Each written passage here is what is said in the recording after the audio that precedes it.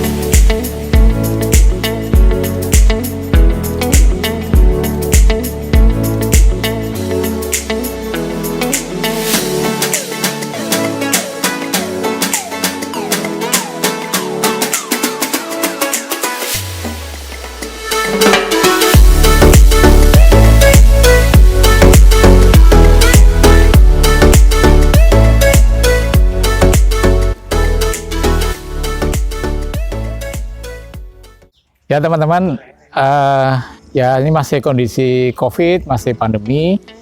Kita harus bisa tetap menjaga prokes, protokol kesehatan dengan sebaik-baiknya.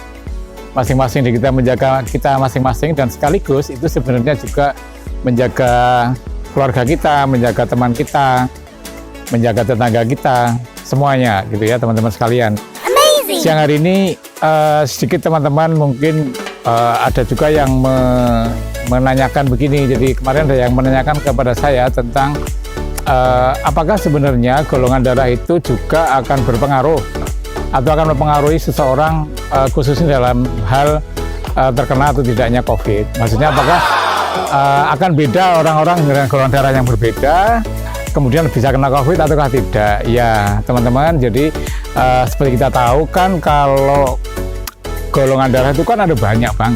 Jadi sebenarnya kan ada banyak macam golongan darah. Salah satunya kan golongan darah ABO teman-teman. Teman-teman mungkin ingatlah ya.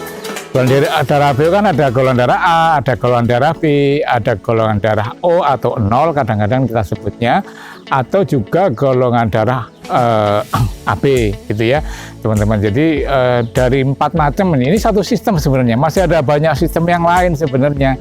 Contoh misalnya sistem Rhesus, sistem KEL dan sebagainya, saya nggak sebutkan, banyak banget, ada 36 sistem. Nah yang dari sistem ABO ini kan kita akan terbagi menjadi 4 grup teman-teman. Ada grup golongan A, grup golongan B, grup golongan bukan C ya, AB, dan golongan darah O. Nah dari ini semua mungkin akan kita bisa mempelajari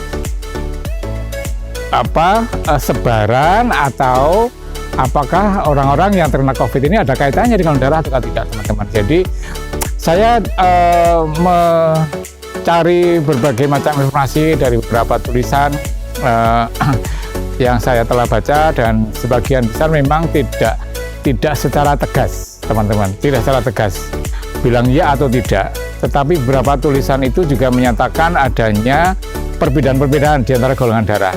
Nah teman-teman, ini sekedar sekedar gambaran ya teman-teman sekalian.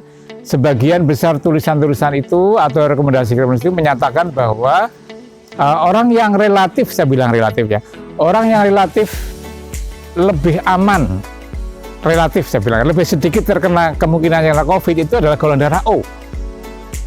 Ya nanti saya sebutkan kenapa teman-teman. Tapi itu bukan sesuatu yang sifatnya mutlak, karena ini kan banyak faktor teman-teman. Ini namanya kalau di dunia kedokteran ya namanya multifaktor. Maksudnya ada banyak faktor yang akan mempengaruhi seseorang apakah akan akhirnya terkena COVID atau tidak. Nah dari sisi golongan darah, maka banyak yang mereview bahwa ternyata memang golongan darah itu lebih sedikit yang kena teman-teman. Nah dibanding golongan darah apa? Dibandingkan golongan darah A. Jadi yang golongan darahnya A itu relatif lebih banyak yang terkena teman-teman dibandingkan yang golongan darahnya O. Nah Kemudian banyak yang menganalisis kenapa. Ya ini tidak terlepas dari pemahaman atau pengertian bahwa sebenarnya yang namanya golongan darah A, B, O, AB itu bukan hanya semata-mata perbedaan di antara kita penggolongan darahnya, enggak. Bahwa penggolongan darah A, B, AB, O itu juga ternyata ada fungsinya.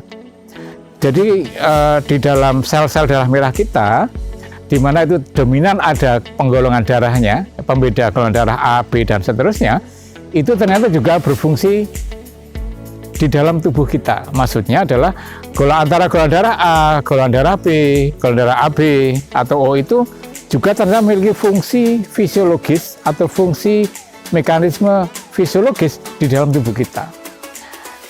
Mungkin teman-teman bertanya, loh apa itu? Ya salah satunya misalnya dia juga ternyata fungsi untuk mempengaruhi atau fungsi sebagai reseptor, sesuatu yang bisa menangkap sesuatu namanya reseptor.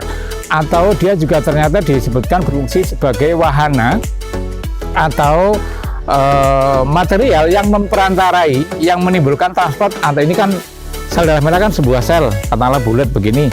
Maka adanya zat di luar yang bisa masuk ke dalam sel atau yang di luar bisa keluar itu juga salah satunya akan diperantarai oleh adanya mekanisme ataupun antigen, namanya antigen golongan darah ini, teman-teman. Nah, di samping itu ternyata ada hal lainnya ya teman-teman terkait dengan COVID. Jadi gini teman-teman, memang sekali lagi seperti tadi di depan saya sampaikan, ternyata memang golongan darah ada yang bisa dibedakan di antara penderita COVID. Yang pertama adalah tentang apakah atau seberapa mudah, seberapa mungkin seseorang itu akan terkena COVID berdasarkan golongan darahnya. Tadi saya sudah sebutkan di depan teman-teman bahwa ternyata yang golongan darah O relatif lebih sedikit, sehingga ada beberapa yang menyebutkan relatif lebih tahan begitu.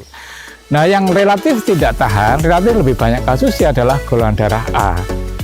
Ya, siapa teman-teman yang golongan darah A lebih hati-hati nih ya, gitu ya.